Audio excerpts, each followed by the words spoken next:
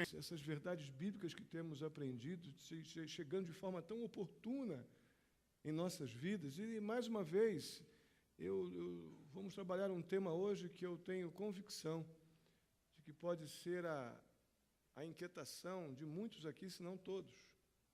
Vocês já ouviram alguma vez a expressão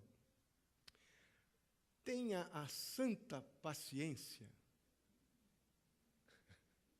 Na verdade, a gente fala isso aqui quando a paciência já acabou, né? Você já não tem mais nada, tenha a santa paciência, né? A gente já está no limite, no fim.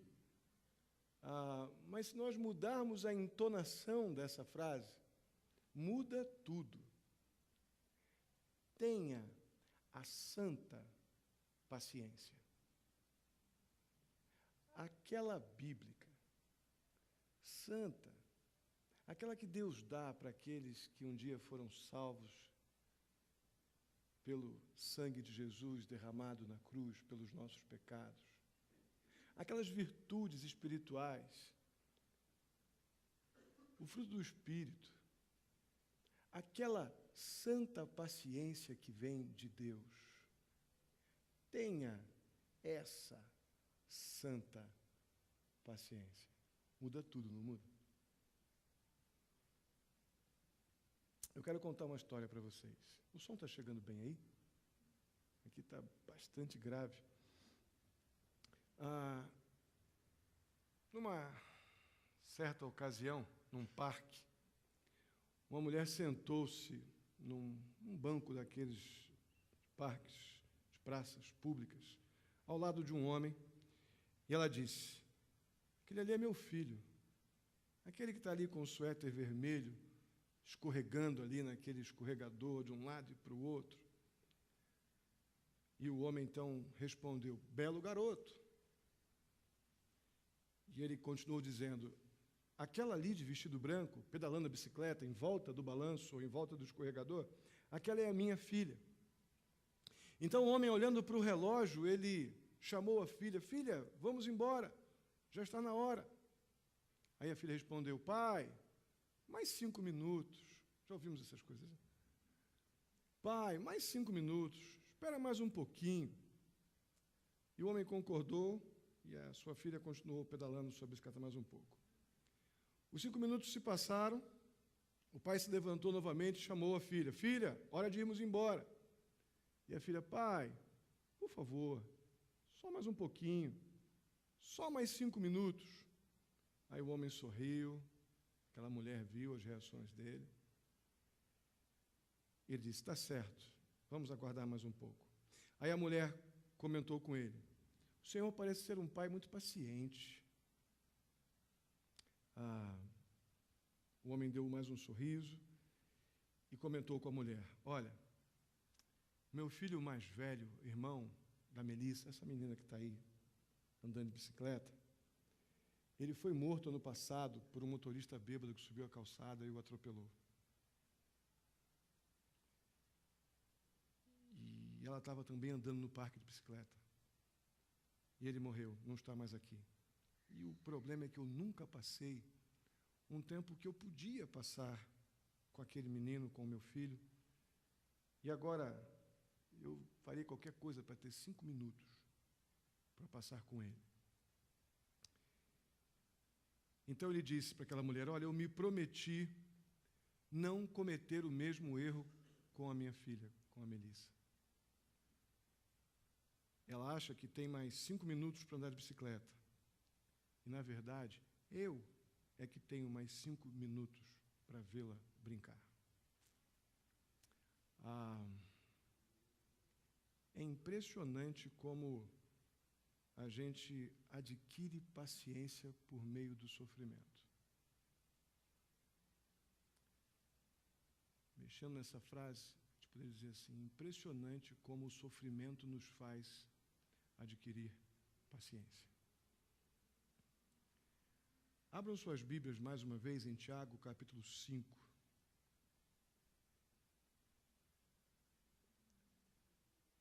Hoje nós leremos dos versos 7 ao 11.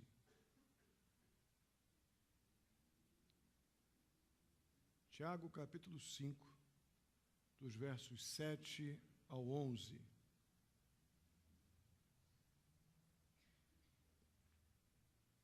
Diz assim. Chegamos? Acompanhe então na sua Bíblia. Portanto, irmãos, sejam pacientes até a vinda do Senhor. Vejam como o agricultor aguarda que a terra produza a preciosa colheita e como espera com paciência até virem as chuvas de outono e da primavera. Sejam também pacientes e fortaleçam o seu coração, pois a vinda do Senhor está próxima. Irmãos, não se queixem uns dos outros para que não sejam julgados. O juiz já está às portas. Irmãos, tenham os profetas que falaram em nome do Senhor como exemplo de paciência diante do sofrimento. Como vocês sabem, nós consideramos felizes aquele que mostram ou mostraram perseverança. Vocês ouviram falar sobre a perseverança de Jó e viram o fim que o Senhor lhe proporcionou. O Senhor é cheio de compaixão e misericórdia. Amém? Vamos orar. Deus amado, muito obrigado, ó Pai, pela vida de cada querido irmão aqui, pessoas que nos visitam. Louvado seja o Teu nome pela vida de cada um, ó Pai, e eu peço a Ti, em nome de Jesus, ó Deus Santo, fala conosco pela Tua palavra. Nos ensina, ó Pai, ajuda-nos, ó Pai, a ouvi-lo e reter e pôr em prática aquilo que aprenderemos do Senhor. Que o Teu Santo Espírito nos toque profundamente, ó Pai. Se há alguém aqui que ainda não tomou uma decisão séria, comprometida com Cristo, reconhecendo que é pecador e que precisa do que o Senhor fez na cruz por nós, morrendo em nosso lugar, ó Deus querido, se alguém ainda não fez isso, que esse seja o grande dia. Que possamos encontrar, ó Pai, em Cristo Jesus, tudo o que precisamos para lidar, ó Pai, com esse tema tão delicado que é o tema da paciência ou a falta dela. Assim eu te peço, ó Pai, em nome de Jesus. Amém. Muito bem. Fica claro, você que já leu Tiago, sabe que os versos 1 ao 6 desse capítulo 5, Tiago está falando a um grupo de pessoas ricas, pessoas de bastante boa situação financeira, e com o poder financeiro vem oprimindo muitas outras pessoas mais vulneráveis, que não têm recursos, mas esse grupo não é o mesmo grupo que nós falamos semana passada, no finalzinho do capítulo 4, dos versos 13 a 17. Aquelas pessoas que tinham recursos, mas aqueles eram crentes, que estavam agindo mal, sabiam o que deviam fazer e não estavam fazendo. Lembram? Esse grupo é outro. Esse grupo dos versos 1 a 6 é um grupo que estava oprimindo mesmo, oprimindo tanto quanto o Império Greco-Romano estava oprimindo ali crentes, cristãos que tinham poucos recursos, mas esse grupo de ricos também oprimiu e nem todos eram romanos, eram muitos deles gentios, ou melhor, eram muitos deles judeus não convertidos e também cidadãos de Roma gentios. A questão é que dentre esses oprimidos haviam muitos crentes, pessoas que temiam a Deus, e por isso Tiago está escrevendo a eles com a intenção de encorajá-los, com a intenção de renová-los na fé, de motivá-los, porque a situação era ruim. Humanamente falando, não se tinha pouca esperança, a opressão era muito grande. Opressão pelo poder do dinheiro mesmo, pouco poder de compra, as pessoas comiam pouco, vestiam pouco, moravam mal, eram oprimidas, trabalhavam muito, ganhavam pouco. Era uma época difícil no contexto dessas igrejas, onde Tiago escreveu. Tiago, então, encoraja aqueles crentes da seguinte forma: sejam pacientes. Meus irmãos, essa é a última coisa que a gente quer ouvir quando está em crise. Você quer procurar o pastor, para o pastor te dar a saída mágica. Pastor, estou com um problema, me dá um negócio para fazer aí, para sair dessa encrenca. Faço qualquer negócio. Aí o pastor vai dizer para você, meu irmão, vamos ter paciência e vamos orar. Acho que se alguns pudessem me... Porque todo mundo tem aperto, eu também tenho. Muitas vezes eu não quero esperar. Não é à toa que paciência é uma virtude de Deus, que nós adquirimos como fruto do Espírito. Está lá em Gálatas 5,16. Porque naturalmente nós não temos essa capacidade de esperar, digo, numa forma bíblica e saudável, com propósitos. Nós não somos bons em esperar. Ouvir calma, tenha paciência, leva uns e outros a mais crise, em algumas vezes, em alguns casos. A questão é que esse encorajamento, esta afirmação que Tiago faz para aquele grupo, ela não vem da cabeça de Tiago. É uma afirmação inspirada por Deus. É uma afirmação inerrante. Ela vem da parte de Deus como instrumento, como ferramenta de consolo e encorajamento. Talvez, se você está comigo agora, no que eu estou falando, você já deve estar percebendo que paciência para Deus é oportunidade, crescendo. Enquanto muitas vezes paciência para Deus é sinônimo de irritação e de descontrole. Então vamos ter que chegar ao final dessa mensagem encontrando a paciência do jeito de Deus para sairmos daqui encorajados. Essa palavra paciência aqui no texto, ela tem duas aplicações interessantes. A primeira, ela diz respeito à paciência na adversidade. Paciência no meio dos problemas. Isso, na prática, está ligado a uma atitude não passiva.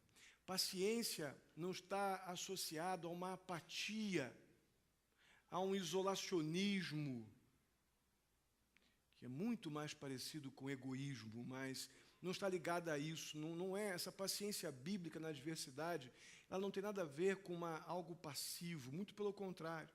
Paciência bíblica, ela gera uma postura ativa, aquela postura que nos faz enfrentar aqueles momentos difíceis, aquelas marés complicadas de dúvida, de medo, de preocupação que a vida nos impõe, mesmo naquela grande adversidade, sem deixar de crer no Deus de amor, de graça, de misericórdia, de justiça, sem deixar de continuar crendo. Paciência ativa, então, na adversidade, é aquela que nos capacita a continuar crendo ainda que eu esteja no mar agitado. Ainda que a ventania continue me batendo no rosto e doendo. Ainda que o frio continue me doendo os ossos. A paciência bíblica, ela gera uma resposta ativa que nos mantém firmes na fé, continuando crendo no Senhor Jesus. A outra maneira de olharmos para essa expressão paciência aqui neste texto está ligada à ideia daquilo que eu disse há pouco, da longanimidade, que é a palavra que encontramos nas versões mais antigas da Bíblia, lá em Gálatas 5:22, que simboliza aquela paciência que vem do Senhor, que vem de Deus. Eu creio que essa paciência que meu pastor lá no Rio de Janeiro, já disse isso para vocês outras vezes, ele quando falava com a gente sobre longanimidade, essa palavra que é pouco conhecida para a gente, mas ela quer dizer uma paciência muito comprida. A ideia de uma paciência que não acaba fácil de jeito nenhum, porque ela vem de Deus. Eu creio que esse perfil, esse tipo de paciência, nos leva a esperar sem agitação.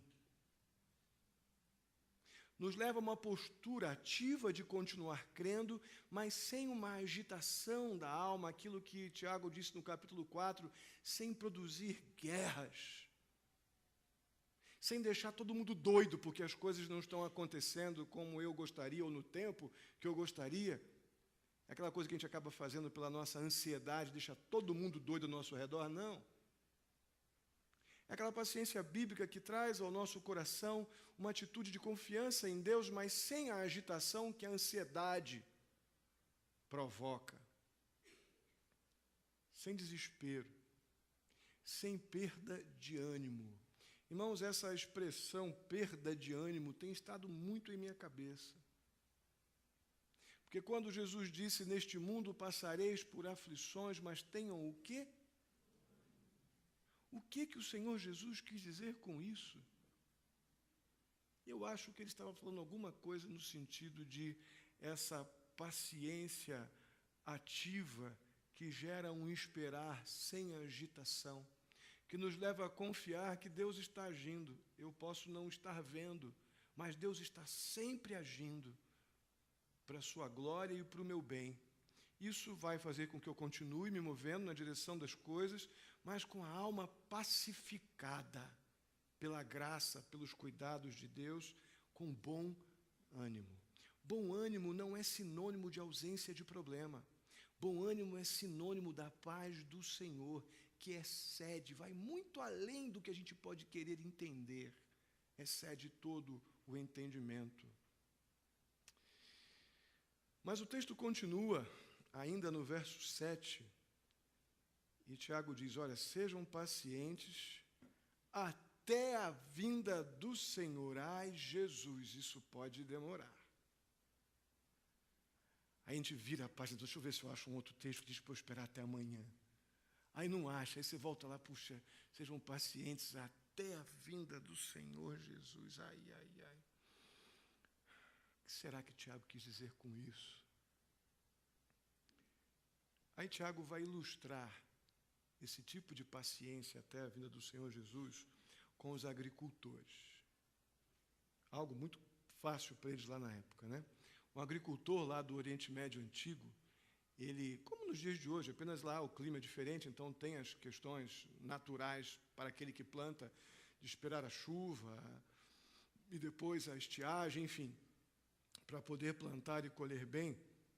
A gente vê que o texto nos diz que o agricultor ele aguarda o tempo necessário para a semente germinar, crescer, então amadurecer. Ele tem que esperar, não tem jeito. Eles esperavam as chuvas do outono e primavera para poder colher, não tinha jeito. Plantar e colher, né? Porque tinham que preparar a terra, dava chuvinha para a terra ficar, plantava, dava aquela primeira chuvinha, depois aquelas chuvinhas ocasionais para poder colher no tempo certo, lá tudo crescendo, tudo frutificando, enfim. Tinham que esperar, não tinha jeito. Não dava para fazer de outra forma, eles tinham que esperar as coisas acontecerem. Eles tinham que se mover na direção das coisas, mas tinham que esperar. Eles tinham que esperar a chuva. Irmãos, nós não somos bons em esperar a chuva. A gente não funciona muito facilmente quando precisamos esperar que alguma coisa aconteça para que eu possa fazer outra. A gente tenta mover as circunstâncias, a gente fica nervoso. Somos ruins de esperar chuva. A questão é que a gente acaba com isso colhendo precipitadamente. E se frustra porque não colheu aquilo que planejou, voltando um pouquinho do contexto semana passada. Planejar sem entregar as chaves na mão do dono do nosso planejamento não funciona. Outras vezes a gente não colhe nada. Simplesmente não colhe, mesmo tendo chovido. Sabe por quê? A nossa dificuldade em esperar faz a gente preparar mal a terra. E se a terra não estiver bem trabalhada, bem arada, bem adubada, com aquela chuva suficiente para ela ficar produtiva, se a gente não trabalhar bem a terra, não vai dar certo também, a gente não vai conseguir colher. A questão é que a gente sempre quer boa colheita, mas nem sempre a gente faz um bom plantio. Mas a colheita a gente quer boa. O fato é que ter paciência até a vinda do Senhor Jesus não diz respeito somente a essa certeza fundamental da nossa fé, que o nosso Senhor Jesus Cristo virá para encontrar a sua igreja nos ares, como vimos hoje na classe de doutrina. É uma santa expectativa que temos, uma verdade bíblica que esperamos, mas eu creio que esse ter paciência até a vinda do Senhor Jesus nos ensina que também devemos pôr em prática tudo o que nós temos aprendido na palavra de Deus até o dia desse grande encontro com o Senhor Jesus, como pessoas que já têm mais do que esse mundo pode oferecer. Irmãos, por mais que nós tenhamos necessidades nessa vida, e temos coisas que a gente deseja, coisas que a gente planeja, como eu disse, não é pecado planejar, o pecado é não deixar Deus botar a mão. Não é? A questão é que, se nós olharmos espiritualmente, amados, nós já temos muito mais do que qualquer coisa que a gente possa produzir durante nossa existência. Deus nos deu o céu como herança, nos deu essa filiação divina com Ele mesmo, nos deu perdão de pecados. Nós já temos mais do que qualquer coisa que esse mundo possa nos oferecer ou dar. A questão é que a gente demora a pensar nisso quando estamos pecaminosamente impacientes.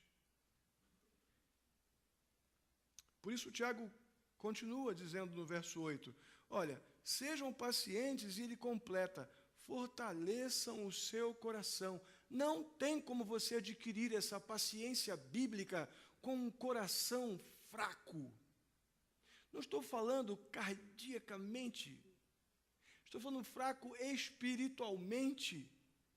Não tem como você conseguir essa virtude espiritual da santa paciência com um relacionamento ocasional com Deus ou oportunista.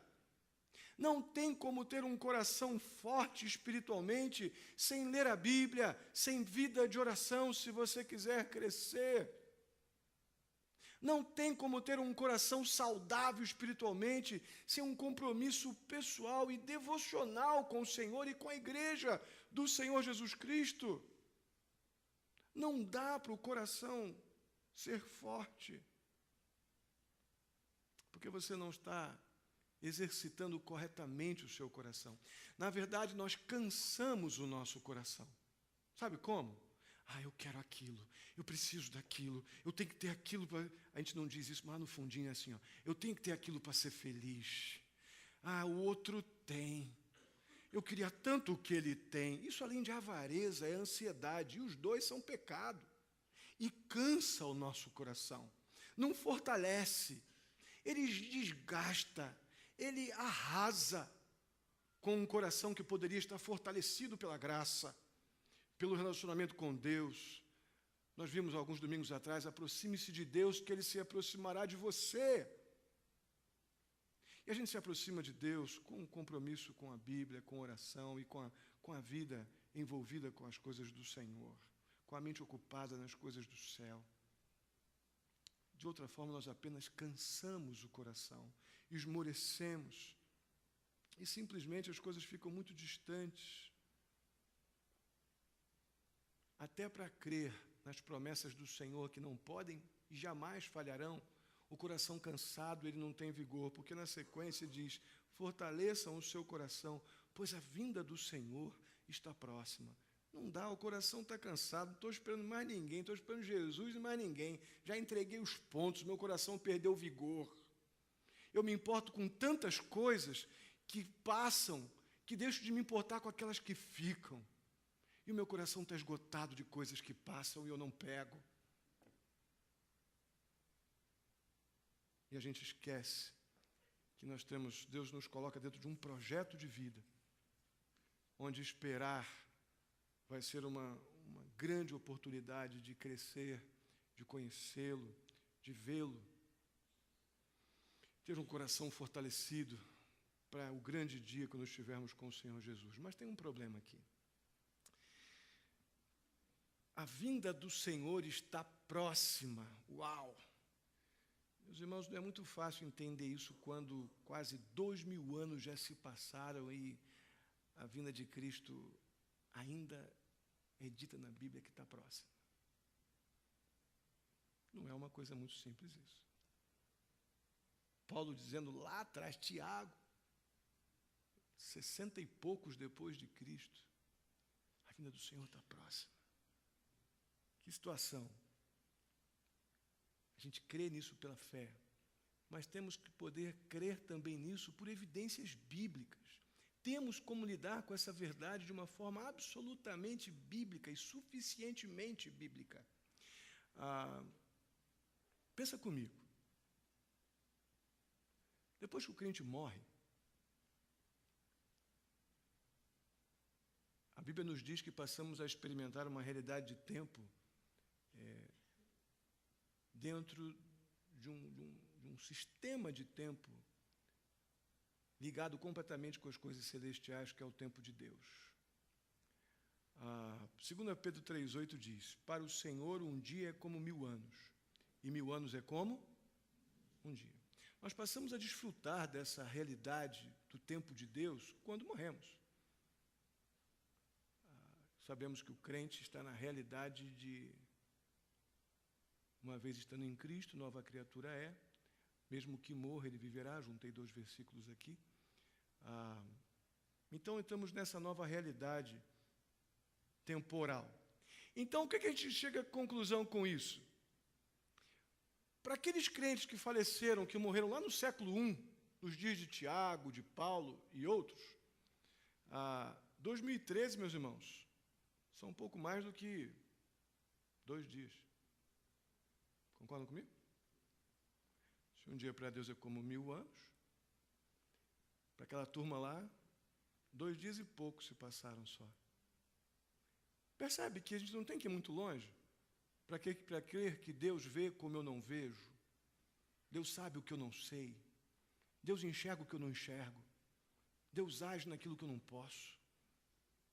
Deus é Deus, absolutamente soberano e perfeito.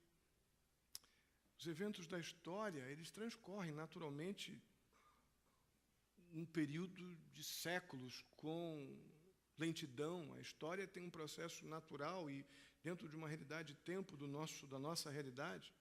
Mas aqueles que dormem em Cristo, falamos isso hoje na classe de doutrina ainda há pouco, né? Aqueles que morreram em Cristo, eles já estão experimentando um tempo como de quem sonha. Você não viaja rápido quando sonha? Eu creio plenamente nessas verdades espirituais. A questão é que aqueles que ainda estão nesta vida como nós ainda estamos aqui. Esse tempo até a vinda do Senhor Jesus Cristo, meus irmãos, ele tem propósitos. Tiago não ia colocar esse até a vinda do Senhor Jesus Cristo para desanimar ninguém. Até porque Jesus pode voltar hoje ainda. Amém? Então a proposta aqui é bem objetiva. Esse tempo de termos paciência até a vinda do Senhor Jesus é oportunidade de arrependimento para aquele que ainda não entregou o seu coração a Jesus e oportunidade de santificação para aqueles que estão batalhando contra o pecado. Oportunidade preciosíssima. E por falar em santificação, Tiago no versículo 9 continua: irmãos, não se queixem uns dos outros, para que não sejam julgados. Tiago lembra um pouco do que ele falou lá no capítulo 4, versos 11 e 12. Irmãos, não falem mal uns dos outros. Quem fala contra o seu irmão ou julga o seu irmão, fala contra a lei de Deus. Enfim, falamos bem sobre esse assunto. Tiago está puxando esse tema de novo, mas com uma outra aplicação. A segunda vinda do Senhor Jesus Cristo, essa que vai vir para buscar a sua igreja, como a Bíblia diz, em diversas ocasiões no Novo Testamento, ela tem o propósito de exortar os discípulos a viver em uma profunda, estreita comunhão uns com os outros. Porque a Bíblia diz, como é que você pode dizer que ama a Deus e não ama teu irmão? Então, muitas vezes essa expressão é ligada a isso, a estreitar o relacionamento fraterno um com os outros, visando a eternidade que vamos passar com Deus nos céus e uns com os outros. Na prática, a ideia é a seguinte: ter atrito com o irmão é estar como aqueles lá que não creram na mensagem de Noé. Ô, pastor, puxou isso aí de longe, hein? Mas olha que interessante. Lá em Mateus, não precisa abrir não, só ouça que você vai entender. Você vai lembrar. Mateus 24, 38, diz assim, lá dos dias de Noé.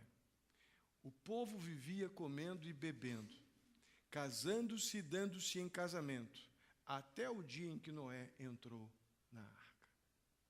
Eles não estavam nem aí para o que Noé dizia, olha, virá o juízo. É melhor que vocês parem e creiam no que eu estou falando, arrependam-se. E eles nem aí, casavam, brincavam, zoavam, escarneciam, tratavam Noé feito um débil mental, fazendo um barco numa época que ninguém sabia nem o que era chuva. Até o dia que Noé entrou na arca. Até quando, meu irmão, a gente vai ficar cultivando ira pecaminosa, rancor, um com o outro? Até o dia que o Senhor Jesus vier buscar a igreja e eu não ter o que fazer, porque eu não posso, se eu não amo meu irmão, como é que eu vou amar a Deus? Percebe o problema? E Tiago pega aqui. O tempo para a gente consertar contendas, amargura, falta de perdão, maledicência, o tempo é agora. O tempo não é amanhã. Eu disse isso naquela mensagem que eu preguei sobre falar mal um do outro. O tempo não é amanhã, o tempo é já. Por quê? Porque se o dia que a porta vai fechar, é inesperado. E Deus está me dando um tempo precioso, tanto para arrependimento quanto para santificação. Amém? Coisa especial.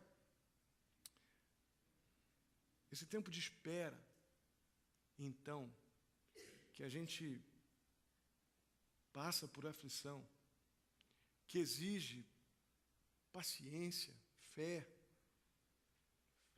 confiante nas promessas de Jesus. Meus irmãos, eu entendo esse tempo como um tempo da oportunidade. Não é um tempo da demora de Jesus. É um tempo de oportunidade, um tempo ainda de graça, tanto para a salvação de muitos, quanto para a nossa santificação. A gente não pode desperdiçar esse tempo com essa fraseologia errada. Jesus está demorando, já disse há tanto tempo que vim, não veio ainda. Amado, você ainda está aqui com oportunidade de arrependimento hoje. Você ainda pode restaurar um relacionamento fraturado por ira pecaminosa hoje. E o Senhor pode vir logo depois. Mas se o Senhor Jesus vier agora, talvez o dano seja irreversível. Então é um tempo de graça. É um tempo especial. É um tempo de oportunidade.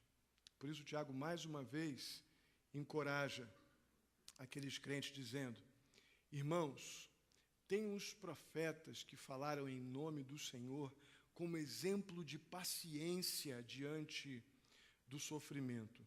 Queridos, sem dúvida, os profetas são exemplo de paciência no sofrimento. Ô turma que passou aperto. Os profetas sofreram de muitas formas, mas a causa geralmente foi a mesma. Eles sofriam porque proclamavam aquilo que Deus lhes entregava ou que lhes falava para que eles falassem, proclamassem às pessoas ao seu redor. Que coisa! Reis, as autoridades, eles se opunham violentamente aos profetas, causando apedrejamento, causando perseguições, prisões, opressões violentas. Por quê? Porque os profetas vinham da parte de Deus, falavam da vontade, o que o Senhor lhes ordenava que eles falassem, mas falavam apontando para o pecado daqueles homens, para que eles se arrependessem. Falavam para aquelas autoridades políticas da época, olha, arrependam-se. Vocês estão ficando contra Deus e vocês sabem o que deviam fazer e não estão fazendo. Aí os reis e as autoridades, o que normalmente eles faziam? Prendam o profeta. Apedrejem o profeta. Calem a boca dele para ele parar de falar. A gente pensa, puxa, como é que esses homens podiam fazer uma coisa dessa com os profetas do Senhor? Pois é, meu irmão, o problema é o seguinte, se a gente pensar um pouquinho, a gente quer fazer a mesma coisa com o telefone. Já recebeu uma notícia que você não queria pelo telefone? Já ouviu alguém dizer, olha, meu irmão, você precisa parar, alguma coisa que te confrontou e você ficou sentido, não queria ouvir aquilo de jeito nenhum, é verdade. mas não queria ouvir aquilo. Quantos telefones você já jogou na parede? Hein? Raiva, os reis matavam, prendiam, apedrejavam os profetas. A gente faz isso com o telefone, a gente faz isso com as cartas, aquelas cartas que a gente não quer receber. Chega aquela carta, aí você rasga ela toda, né? Ah, se a carta gritasse, né? Somos capazes de fazer coisas assim quando somos confrontados, colocados em situação onde vamos ter que reagir para mudar, ou desprezar, quebrando, batendo, matando. Sofrer algum tipo de mal, algum tipo de, pelo menos, mal para nós, mas pode ser aquele mal que é o bem que Deus está providenciando para a nossa reflexão, mas às vezes tem coisas também que a gente sofre injustamente, sofre covardemente, e sofrer o mal provoca reações de vingança. Isso é uma reação pecaminosa, mas provoca reações de ira. E é complicado. A questão é que os profetas, eles não agiram assim. Por isso que o Tiago diz no versículo 11, ele diz lá, considerem ou consideremos felizes aqueles que mostram perseverança, constância. A palavra perseverança é a mesma aqui para constância. Isso me chamou bastante a atenção. Considerem felizes aqueles que mostram constância. A felicidade, então, do constante, aquela pessoa que se mantém confiando no Senhor, aquela paciência ativa que nós falamos no começo, lembra? Aquela que nos mantém crendo nas promessas do Senhor, ela também nos mantém constantes. Eu não dependo para adorar a Deus de estar tudo bem. Eu não dependo para orar das coisas estarem acontecendo a meu favor. Eu não dependo para ler a Bíblia de estar tudo certo, porque eu continuo confiando no Senhor ainda que as tempestades estejam ainda batendo na minha porta. Porque eu estou adquirindo no Senhor, eu estou experimentando essa paciência que gera constância, uma paciência ativa que me mantém confiante. Eu creio que essa constância ela tem raiz na certeza, na firmeza. E uma das grandes firmezas que a gente tem que ter é que, ainda que a gente morra pelas aflições da vida, estaremos com Cristo. Amém? Verdade bíblica. Se isso não te confortar, o que vai te confortar? Dinheiro? Dinheiro eu acho que é uma coisa que ajuda bastante a gente pagar nossas contas e dar uma aliviada no coração. Mas ele acaba. O céu acaba. A promessa do céu, da vida eterna, acaba. Quando acaba meu dinheiro. Então eu tenho coisas melhores para confiar do que confiar nas coisas desse mundo. A gente precisa delas. No nosso trabalho, a gente precisa de ir bem, na escola, enfim. Mas elas não podem determinar o meu ânimo. Elas não podem determinar a minha constância, porque a minha constância ela vem da minha confiança no meu Deus, no Deus que servimos e dizemos que amamos. É isso que faz com que o nosso coração esteja fortalecido. É isso que nos capacita a ter uma santa paciência.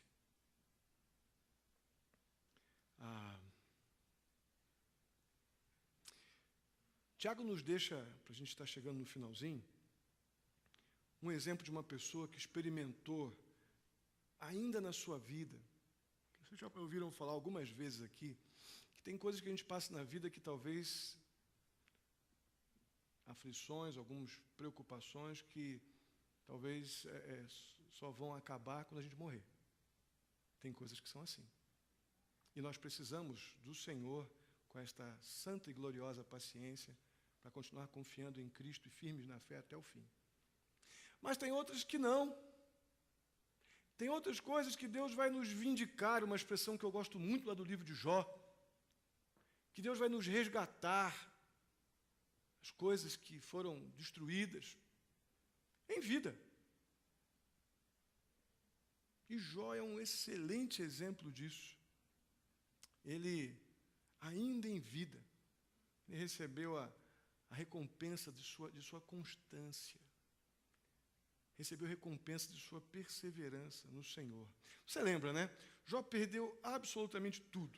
Filhos, riqueza, saúde, seus bens. Perdeu tudo. Se situação de Jó foi terrível, com uma realidade que nos deixa em conflito. A gente pensa, ele perdeu tudo porque ele era um homem muito mau, aí Deus tirou as coisas dele. Aí você pega no comecinho de Jó e diz lá que sobre a terra não havia nenhum homem igual a Jó. Um homem absolutamente apreciado por Deus. E exatamente com esse aí, aconteceu tudo de uma vez. Eu acho interessante Deus ter permitido Jó como um exemplo de um grande sofrimento, porque às vezes nós temos aquele sentimento de dizer, estou sofrendo como Jó. Olha, querido, eu não conheço o teu sofrimento, e nem quero de forma alguma conhecer, como não quero que você conheça o meu. Quero que você ore por mim, não adianta você conhecer o meu sofrimento. Mas o homem para sofrer foi Jó. Difícil comparar. E Deus já colocou Jó na Bíblia, porque para que a gente tenha uma referência bem forte de alguém que sem nenhum tipo de tem que ter feito algo que ofendesse a Deus, não que ele não fosse pecador, mas Deus admirá-lo e permitir que isso fosse para a Bíblia, a palavra inerrante de Deus, e permitir que ele passe por tudo isso. Isso para mim é de grande encorajamento, muito encorajamento. Aparentemente aquele homem perdeu tudo, moralmente, derrota em todos os sentidos. A coisa foi bastante ruim. O autor bíblico disse assim, em Jó 42, Jó 42, verso 12, a primeira parte, diz: o Senhor abençoou o final da vida de Jó mais do que o início. Puxa vida! Com tudo isso que Jó passou, o final do livro de Jó diz que o Senhor abençoou o final da vida de Jó mais do que o início. Meus irmãos, a gente precisa da santa paciência bíblica para sermos abençoados, como Jó, pela vontade de Deus, foi. Sem ela, não daria certo, ou não dará certo. O finalzinho do versículo 11 de Tiago 5 diz assim: o Senhor é cheio de compaixão e misericórdia. A compaixão do Senhor, meus irmãos, ela tem absoluta confirmação no fato de que Jó não morreu em meio àquele monte de sofrimento, que o seu momento, uma fase de desesperança, de depressão que ele passou, de incompreensão que ele teve com tantas aflições e situações que lhes foram impostas. Vocês conhecem lá os diálogos de Jó com os seus, então, amigos. Mas ainda assim Jó não chegou ao ponto de negar a sua fé, sua confiança de que Deus continuava Deus na sua vida. Ele permaneceu constante, apesar das muitas lutas. Jó lutou, Jó questionou, Jó duvidou. Mas só como exemplo, ele não seguiu o conselho da sua esposa. Lembra do conselho da esposa de Jó? Lembra lá? Você ainda mantém a sua integridade, Jó? Amaldiçoa a Deus e morre. Boazinha?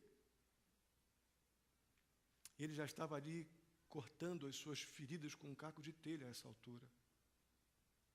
Já estava à porta da cidade, porque a sua pele aparentava lepra, e ninguém entrava na cidade com lepra para não haver contágio. Então os leprosos ou com doenças de pele ficavam do lado de fora, nos portões da cidade, mendigando o homem que era o mais rico da terra. Nessa altura do campeonato, a sua mulher disse: amaldiçoa teu Deus e morre. E ainda assim ele permaneceu constante, crendo que Deus continuava Deus, apesar de tudo aquilo de terrível que estava acontecendo. Eu creio que realmente Jó foi abençoado por Deus, não apenas no final, quando ele teve tudo de volta. Não creio mesmo nisso, de forma alguma. Eu creio que Jó teve bênçãos do Senhor tremendas durante a provação. Quando as tribulações estavam muito intensas, quando a coisa estava feia, olha o que saiu da boca de Jó. Vamos ler juntos? Eu sei que o meu Redentor vive e que no fim se levantará sobre a terra. Verei a Deus. Isso aqui não foi no final, quando ele recebeu tudo de volta. Isso aqui foi no meio. Isso aqui foi quando as coisas estavam muito ruins ainda. Constância gera esperança. Paciência no meio da dor. Paciência na adversidade. Paciência ativa, que nos faz esperar, aguentar sem aquela agitação pecaminosa que cansa o nosso coração em vez de fortalecê-lo. Essa paciência santa, ela vem de Deus. Ou esse tipo de paciência santa. Meus queridos irmãos, é assim que o nosso poderoso, amoroso e bondoso Deus age. É desse jeito. O nosso problema, então, eu realmente acredito que não é saber como Deus age. Nós temos sabido ou aprendido como Deus age. Nosso problema é que, ou é como nós temos agido, como você tem agido, diante das muitas aflições, das preocupações legítimas. Tem coisas que nos preocupam legitimamente. Você não é nenhum irresponsável. Então a gente vai ter preocupações que a vida vai nos impor. O problema aí é que eu não posso permitir que a preocupação seja meu Deus e me domine. Aí deixa de ser preocupação legítima para ser ansiedade, pecado. Isso só traz desgraça, depressão, rompimentos de famílias, de relacionamentos familiares por causa de agressões verbais e até físicas. Não leva a lugar nenhum, porque a ansiedade ela te provoca a fazer as piores coisas possíveis. Então a gente tem que lutar para que a preocupação não nos domine. A paciência ela precisa ser uma postura ativa de confiança no Senhor, trazendo aquela ideia da longanimidade, que é ela tira a agitação do meu coração e me faz esperar confiantemente. Então a pergunta é, como é que nós temos agido? Nós temos agido com a santa paciência bíblica nos grandes apertos da vida, ou nós temos agido simplesmente com desespero mundano, jogando o telefone na parede, gritando com o marido, com a esposa, quebrando a cadeira, quebrando a mesa, ofendendo. Qual tem sido a nossa escolha? Porque isso é uma escolha, não tem nada a ver com o diabo, viu? Tira o diabo disso. A decisão de fazer esse tipo de grosseria é nossa. O diabo ele só monta o circo. Quem peca sou eu, não é o diabo. A decisão é minha, é tua. Então, repito, como nós temos agido nas grandes aflições e desafios que a gente passa na vida? Com a santa paciência bíblica ou com os desesperos mundanos, com as reações mundanas? Nós vamos orar. Vamos pedir a Deus capacidade espiritual, aquela graça maior, que não sai da minha cabeça, que é fruto de uma postura humilde, de dizer, Senhor, eu tenho grandes dificuldades disso, para fazer isso. Aí o Senhor vem e contempla o humilde com graça maior. Ele te capacita de forma especial, para agir e reagir de uma maneira diferente, do jeito de Deus, fazer as coisas, não do jeito do mundo, de pessoas aqui e ali, nada disso. Você vai reagir e agir do jeito de Deus, para que a gente possa experimentar essa paciência ativa, ou seja, essa paciência cheia de confiança, essa paciência cheia de esperança. Não obrigatoriamente esperar no Senhor significa que os problemas vão desaparecer. Não é isso, mas é bom ânimo, capacidade de continuar confiando, ainda que a terra esteja tremendo, ainda que só tenha essa florzinha aqui, no meio de um chão árido. A santa paciência que vem do Senhor vai me capacitar a continuar confiando, continuar esperando, crescendo, procurando me arrepender no período que eu ainda aguardo a volta do Senhor Jesus de pecados que ainda possam estar me escravizando. buscando santificação, vencendo o pecado todo dia, porque o Senhor Jesus pode voltar agora. Eu vou estar aprendendo todo dia paciência bíblica. E o Senhor vai estar me dando vitória nesta vida, sobre as lutas, ou talvez eu só consiga passar por essas lutas lá quando eu estiver com Cristo no céu. Ainda assim eu posso ter a paciência que vem de Deus, para viver nessa vida sem ter o pecado como a única opção. Pecado não é a opção de Deus para a nossa vida. Deus não nos coloca numa situação onde a única opção seja pecar. Deus não faria isso. Deus nos ensina a ter esperança, paciência, paciência bíblica, santa paciência que vem do Senhor. Amém? Vamos ficar de pé, vamos orar. Pornografia, porventura, nos proporcione. Não adianta eu citar um monte de texto bíblico. Na prática, seria mais ou menos isso. Se não tiver no meu coração uma absoluta convicção de que pecado... Inclusive, nós definimos pecado semana passada, né? Enquanto não tratar pecado como? Como é que é? Não, vocês estão muito tímidos. Enquanto não tratarmos pecado como? Cocô. Segundo o apóstolo Paulo. Não é? Ele diz, o que o apóstolo Paulo diz lá? Me lembra? Como é que é? Não, o contexto. É isso tudo, mas o versículo. Paulo diz para que ele passou a se considerar, por causa de Cristo, a vida passada, onde ele era o cara, né? O cara que estava sendo preparado para ser o grande sacerdote judeu, tal. Ele passou, por causa de Cristo, a comparar aquilo tudo, a considerar tudo aquilo como esterco. Né? Esterco, cocô.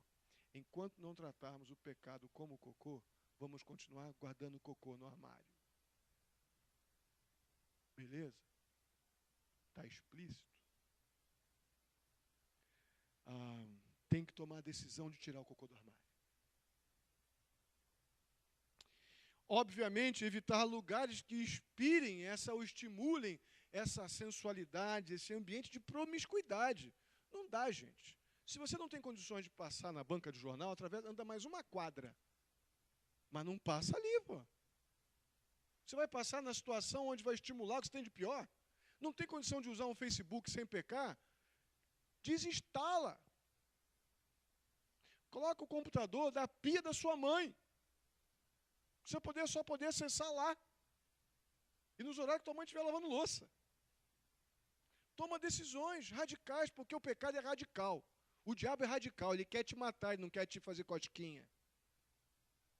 O diabo quer te arrebentar e vai usar tudo que tem na mão. E uma das grandes ferramentas que o diabo tem é a pornografia.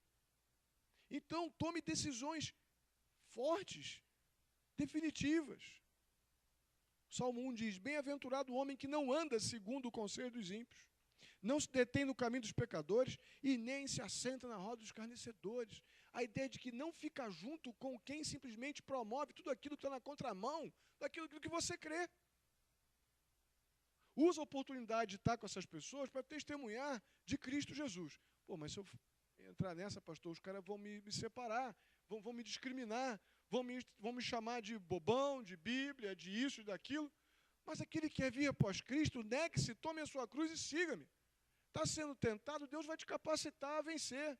Está sendo de alguma forma perseguido, Deus vai te dar graça maior para você lidar com sabedoria, com as tensões e as pressões da vida, e você vai se sentir extremamente cuidado e zelado por Deus, sem ficar escravo na porcaria da pornografia ou de qualquer coisa lascívia, ambiente lascivo, que possa contaminar o teu coração, a tua alma e principalmente tua comunhão com Deus. Porque não dá, cara, se você é uma pessoa crente, se você ama Jesus, você não vai ficar em paz se o teu coração estiver dividido com a pornografia, ou com a lascívia, ou com algum prazer pecaminoso secreto. Para você apenas, e para mim, mas para Deus, você sabe que ele não é secreto. Então, algumas propostas aqui, baseados nisso, a gente tem que aprender a escolher com quem eu ando, caramba. Esse senso de que eu tenho que ser popular, gente, as pessoas têm que me amar, é uma tremenda de uma escravidão miserável. Já imaginou se Jesus tivesse vindo ao mundo com essa ideia de que, bom, as pessoas têm que me amar porque eu sou o filho de Deus? Ele ia ser o cara mais deprimido do planeta. Porque ele foi não somente o Filho de Deus sem pecado, como ainda morreu como a pior morte da época. A mais humilhante morte era ser pendurado na cruz. O Filho de Deus, o sem pecado. Mas ele veio cumprir o papel que lhe foi entregue por Deus e com maior amor por mim e por você. Esse papo que todo mundo tem que me amar porque eu sou legal, porque eu sou inteligente, porque eu sou isso é conversa fiada. Ninguém vai poder chegar diante de Deus, lá quando você chegar diante de Deus, o Senhor vai te receber lá, vai, entre, filho bom e amado, você me serviu com alegria, pode entrar, você foi um cara super popular. Não vai perguntar isso, você me serviu, você foi útil na minha causa, você disse não quando estava todo mundo dizendo sim, você disse sim quando estava todo mundo dizendo não, você não procurou a popularidade do mundo, você procurou fazer as coisas que causavam diferença no céu. Entra, filho bom e amado, servo bom e amado, vem para a casa do teu pai. O popular talvez não tenha condição de dizer isso. Esse negócio que eu não posso dizer não para as pessoas, que elas vão ficar zangadas comigo, isso é mentira. Se a resposta tiver que ser não, é não que tem que dar. Um não absolutamente amoroso e sincero. Se tiver que ser sim, é sim. Mas esse negócio deu para poder ficar bem com todo mundo, eu andar nos ambientes que promovem o que é de pior no meu coração. Você está dando um tiro no pé, companheiro. Está pegando um escopetão e pum! Está perdendo os dedos de graça. Tem que tomar decisão prática de mudar esses ambientes sociais. Aconselhar-se com pessoas crentes e sábias e não com ímpios. É o problema da amizade. Gente, eu posso sentar?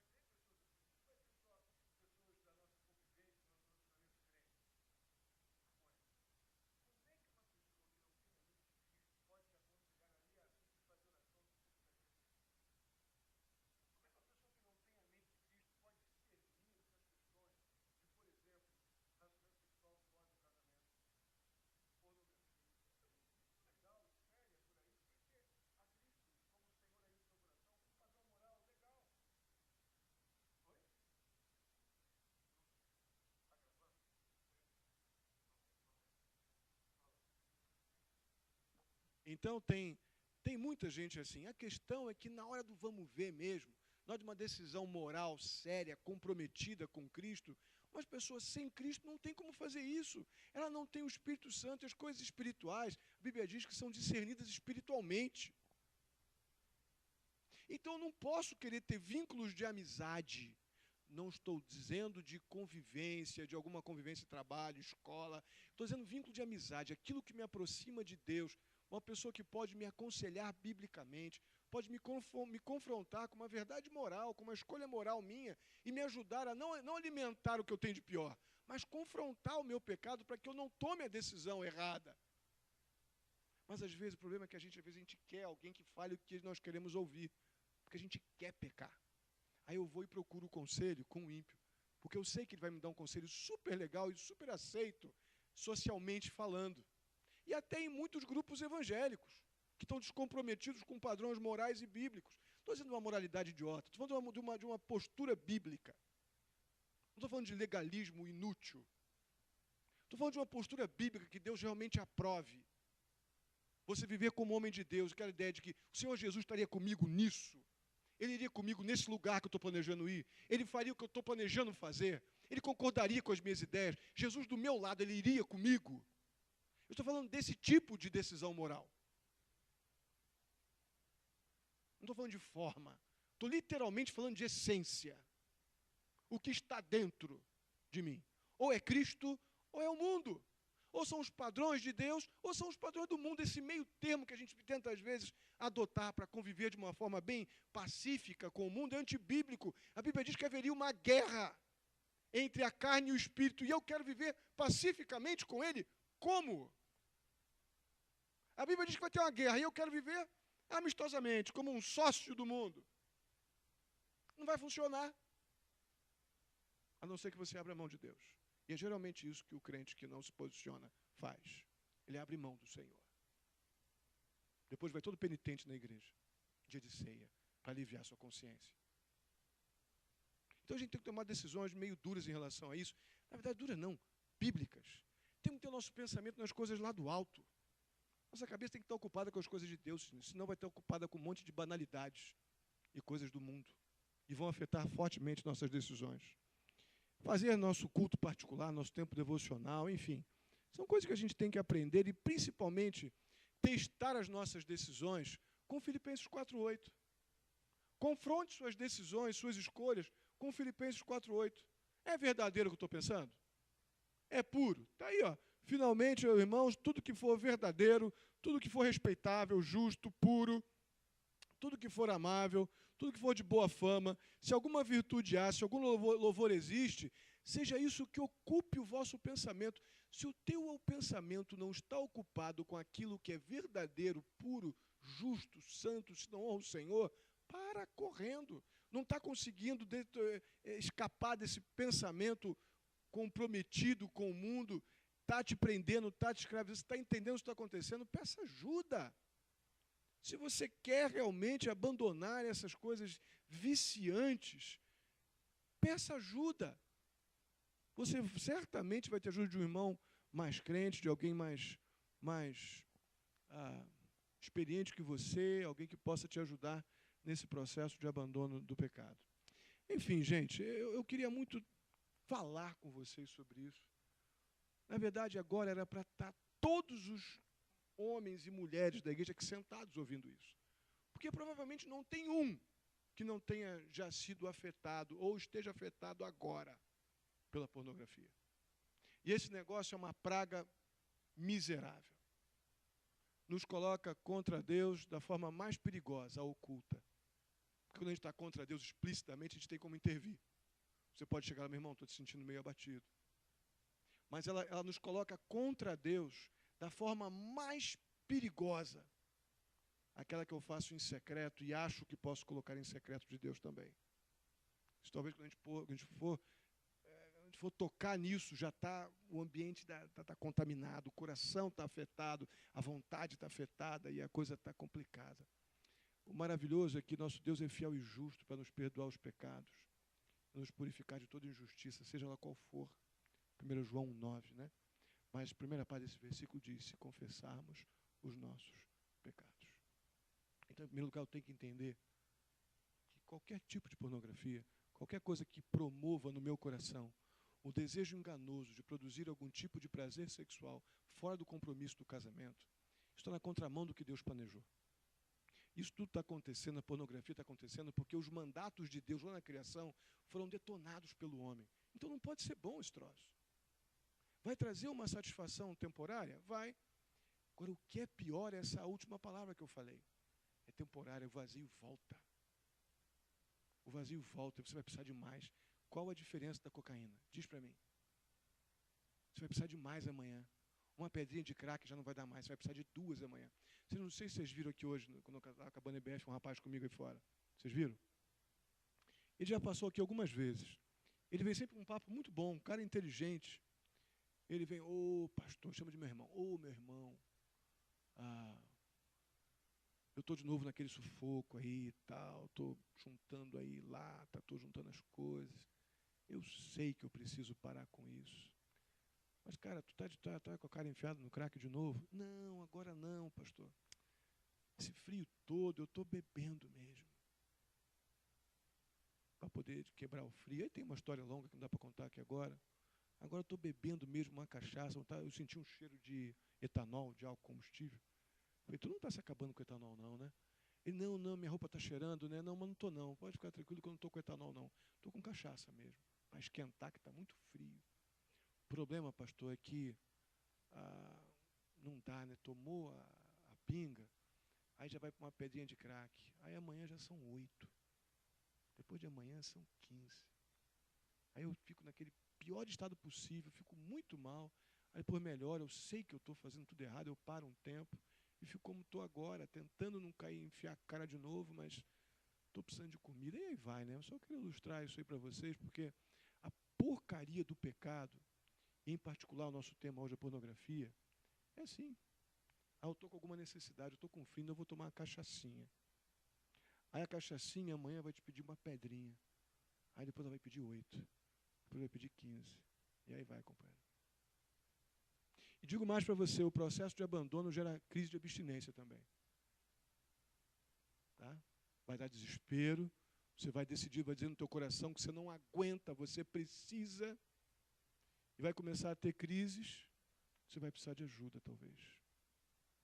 Então, se há o convencimento de que essa porcaria é pecado, e que você não quer estar contra Deus, você quer adorar a Deus com alegria, está desimpedido para servir ao Senhor, não que a gente não peque em outras áreas, irmãos. Infelizmente, nós somos uns porcaria dos pecadores.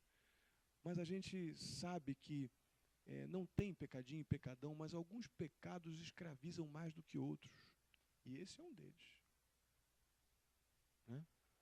A gente não precisa disso. Nosso Deus, ele é absolutamente rico em graça e misericórdia para nos capacitar com o seu Espírito a gente identificar a porcaria do pecado e tomar a forte e firme decisão de abandoná-lo, em nome de Jesus. Amém? Vamos ficar de pé? Vamos orar?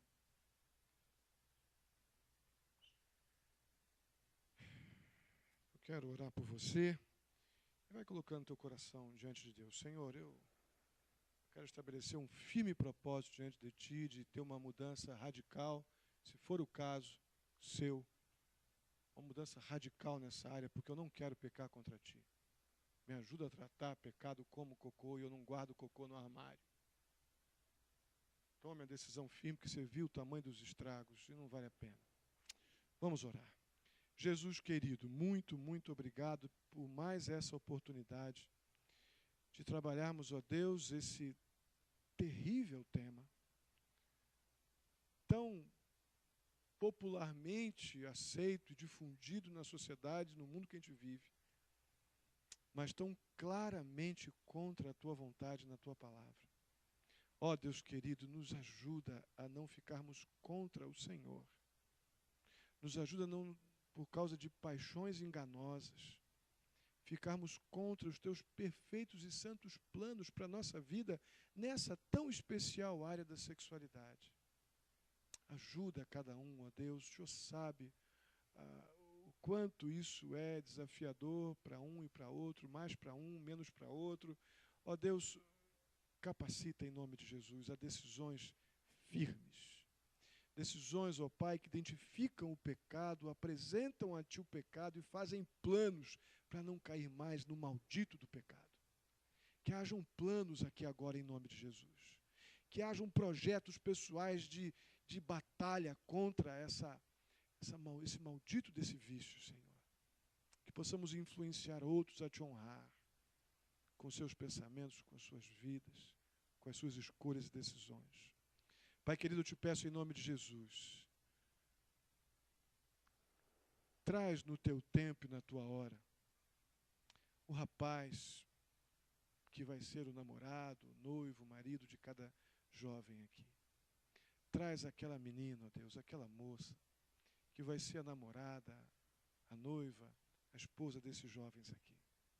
Ó Deus querido, que estejamos com o nosso coração completamente cheios de segurança, de que o Senhor vai trazer no tempo devido esse sonho gostoso do namoro, do noivado, do casamento para cada um aqui.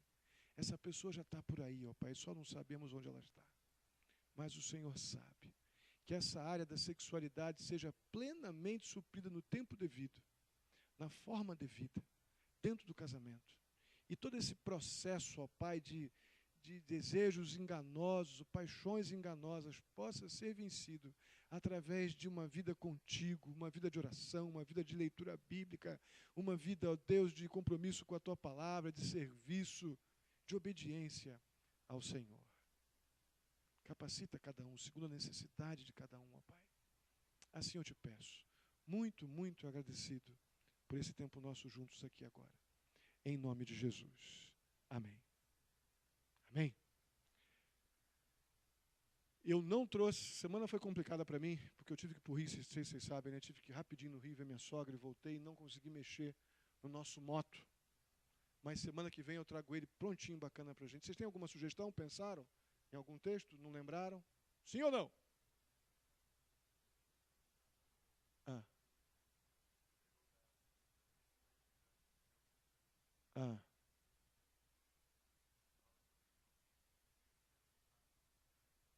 Bacana. Lucas 16, tá no cartãozinho? Vou ver. Essa semana o pastor Átila me lembra. Cadê o pastor Átila? Você me dá uma lembrada desse versículo, tá? E eu vou trazer então alguns versículos semana que vem para a gente juntos tomarmos a decisão e encerrarmos nossas reuniões sempre recitando o nosso versículo. Amém? Gente, obrigado. Deus abençoe. Passar vocês para quem? Pastor Átila ou Luísa? Ok.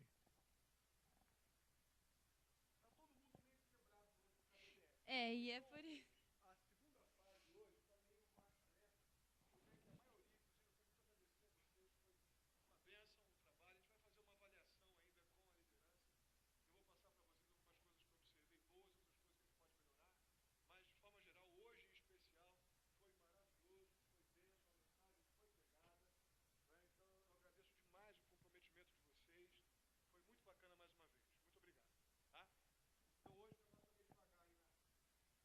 Gente, então hoje a gente tá light.